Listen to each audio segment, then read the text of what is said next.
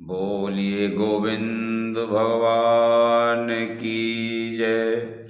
संत सनातन धर्म की जय। आदरणीय सभी भगवत प्रेमी, हम आपके हृदय में बैठे उस परम पिता परमात्मा को कोटि कोटि नमन करते हैं, दंडवत करते हैं, प्रणाम करते हैं। मेरे प्रिय सज्जनों, आपने जाना है कि भगवान विष्णु के पास सुदर्शन चक्र है। ये सुदर्शन चक्र आया कहां से, किसने दिया, इसके विषय में हम आपको कथा श्रवण कराने के लिए जा रहे हैं। कथा को पूरा श्रवण करने से आपको इसका रहस्य मालूम पड़ेगा। जो भी कथाएं होती हैं उसे जब तक पूरा नहीं सुना जाता, पूरा नहीं देखा जाता, तब तक उसका रहस्य मालूम नहीं होता। तो सुदर्शन चक्र जो भगवान विष्णु का अमोघ अस्त्र है और जिसने देवताओं की रक्षा तथा राक्षसों के संहार में अतुलनीय भूमिका निर्वाह किया और करता है, क्या है और कैसे भगवान विष्णु को प्राप्त हुआ, इसकी कथा इस प्रकार से है। प्राचीन काल में वेद वेदांग में पारंगत एक गृहस्थ ब्राह्मण थे जिनका नाम था वीतमन्यु, जिनकी पतिव्रता एवं गुणशील सदाचार युक्त एक पत्नी थी जिसका नाम आत्रेयी था, जो धर्मशीला के नाम से प्रसिद्ध हुई। उस दंपति के एक पुत्र हुआ, उसका नाम था उपमन्यु। ये ब्राह्मण परिवार का एक हिस्सा था। वह दरिद्रता से इस प्रकार जर्जरित था कि धर्मशीला अपने पुत्र को दूध भी नहीं दे सकती थी। वह बालक दूध के स्वाद से पूर्णतया अनभिज्ञ था। उसे इस प्रकार का बोध नहीं था कि दूध किस प्रकार का होता है, दूध का स्वाद कैसा होता है, दूध क्या होता है, इसके विषय में कोई भी जानकारी नहीं थी मेरे प्रिय सज्जनों। अब तो धर्मशीला उसे चावल का माड़ जो होता है वो सफेद कलर का होता है, व्हाइट कलर का हो जाता है ना, धोबन जिसे बोलते, चावल के धोबन को पिलाया देती और पिला करके उसे मस्त कर देती। वो उसी को दूध समझता था, दूध कह करके पिला दिया करती थी। अब तो मेरे प्रिय सज्जनों, एक दिन क्या हुआ कि एक ऋषि वीतमन्यु अपने पुत्र के साथ कहीं भोजन की दावत में, जो कहीं यज्ञ अनुष्ठान होता है कि गृहस्थ के यहां धार्मिक अनुष्ठान था, उसने भंडारा किया, उसमें खीर प्रसाद बनाया। तो एक ऋषि के साथ वह उस भंडारे में पहुंचे तो उस भंडारे में उस प्रसाद को पाया और प्रसाद को पाने के बाद में खीर खाई तो उसे जब खीर का स्वाद अनुभव हुआ तो उसमें दूध देखा, तब दूध के स्वाद को जाना कि दूध में क्या स्वाद होता है। अब तो मेरे प्रिय सज्जनों, घर आकर के उसने चावल के धोवन को पौने से यानी उसको पीने से अपनी माता से इनकार कर दिया कि मैं इसको नहीं पीऊंगा मां, ये तो चावल का धोवन है, माड़ है। आज मैंने असली दूध का सेवन करके उसका स्वाद जान लिया। मां धर्मशीला आंसुओं भर करके रोने लगी, विलाप करने लगी, मेरे बेटा आज इस गरीबी की ही ऐसी दशा है, गरीब की हालत से हमारे पास इतना धन पर्याप्त नहीं है कि तुझे मोल ला करके दूध पिला सके। मेरे लाल धैर्य रखो।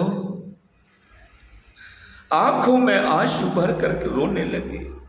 यदि तुम दूध को पीना चाहते हो तो दूध की तो चलती क्या है, आप ऐसा पुष्टिकारक अमृत पान करोगे अगर आप मेरे निर्देश अनुसार चलोगे तो। स्वादिष्ट पेय पीना चाहते हो तो विरूपाक्ष यानी सदाशिव भोलेनाथ की पूजा अर्चना करो, उन्हें प्रसन्न करो। उनको प्रसन्न करने के बाद आपको वो अमूल्य अमृत प्राप्त होगा जो जिसे पाने के लिए देवता भी तरसते हैं। उपमन्यु ने अपनी मां से पूछा, माता आप जिन विरूपाक्ष भगवान की सेवा पूजा करने को कह रही हैं वे कौन हैं? धर्मशिला ने विरूपाक्ष भगवान की कथा कहते हुए अपने पुत्र को बताया कि मेरे लाल, प्राचीन काल में बहुत समय पहले की बात है मेरे बेटा, उसमें एक श्रीदामा नाम से विख्यात एक महान दैत्यराज था। उसने सारे संसार को अपने अधीन कर लिया था, लक्ष्मी जी को भी अपने वश में कर लिया। उसके यश और प्रताप से तीनों लोग श्रीहीन हो गए। उनका मन इतना बढ़ गया कि वह भगवान विष्णु के श्री वत्स को ही छीन लेने की योजना बनाने लगा। उस महाबलशाली दैत्य की इस दूषित मनोभावना को जानकर उसने मारने की इच्छा से भगवान श्री विष्णु, श्री हरि, श्री महेश्वर के पास गए और उस समय योग मूर्ति महेश्वर हिमालय की ऊंची चोटी पर योग मग्न बैठे हुए थे। तब भगवान विष्णु जगन्नाथ के पास जाकर 1000 वर्ष तक पैर के अंगूठे पर खड़े रहकर उस परम ब्रह्म की उपासना करते रहे। भगवान विष्णु की इस कठोर साधना से प्रसन्न होकर के भगवान शिव ने सुदर्शन चक्र प्रदान किया। उन्होंने सुदर्शन चक्र को देते हुए भगवान विष्णु जी से कहा था कि हे देवेश, यह सुदर्शन चक्र, यह सुदर्शन नाम का श्रेष्ठ आयुध 12 अरों, 6 नाभियों एवं 2 युगों से युक्त तीव्र गतिशील और समस्त आयुधों का नाश करने वाला है। सज्जनों की रक्षा करने के लिए इससे अरों में देवता राशियां, ऋतुएं, अग्नि, सोम, मित्र, वरुण, शचीपति इंद्र और विश्वदेव, प्रजापति, हनुमान और धन्वंतरी तप तथा चैत से लेकर के फागुन के 12 महीने इसमें प्रतिष्ठित हैं। हे विभो, आप इसे लेकर के निर्भीक होकर के शत्रुओं का संहार करें। श्री शिव जी की यह बात सुनकर भगवान श्री हरि ने कहा कि शंभो, मुझे यह कैसे मालूम होगा कि यह अस्त्र अमोघ है? इसके विषय में मुझे कोई जानकारी नहीं है। इसे मैं कैसे जान पाऊंगा कि इसके अंदर इतनी शक्ति है? इसे कैसे परिचय में लाऊं, इसे बताइए। तो यदि आप आज्ञा दें तो हे दीन बंधु दीनानाथ भोलेनाथ, इसकी परीक्षा करने के लिए आप मुझे अपना आशीर्वाद प्रदान करें और इस अमोघ अस्त्र को मैं आप पर ही चला करके प्रैक्टिकल करना चाहता हूं। भोलेनाथ तो भोले ही नाथ हैं। उन्होंने ऐसा कह दिया कि ठीक है। शिव ने कहा, यदि आप ऐसा सोचते हैं तो आप निश्चिंत होकर के मेरे ऊपर इसे चलाइए और इसकी परीक्षा कर लीजिए। तब भगवान श्री विष्णु ने जब सुदर्शन चक्र का प्रयोग श्री शिव जी पर किया तो अजर अमर शिव जी भी 3 खंडों में कट गए। इन 3 खंडों के नाम पड़े विश्वेश, यज्ञेश तथा यज्ञ जायक। शिव जी को 3 खंडों में कटा देख करके भगवान विष्णु लज्जित हो गए और वे बार बार श्री सदाशिव को प्रणाम करने लगे।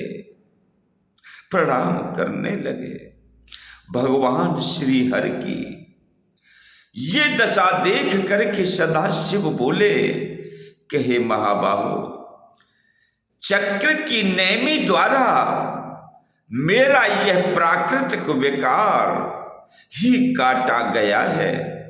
मैं और मेरा स्वभाव तो क्षत नहीं हुआ, ये तो सर्वथा अच्छेद्य है तथा अदाह है।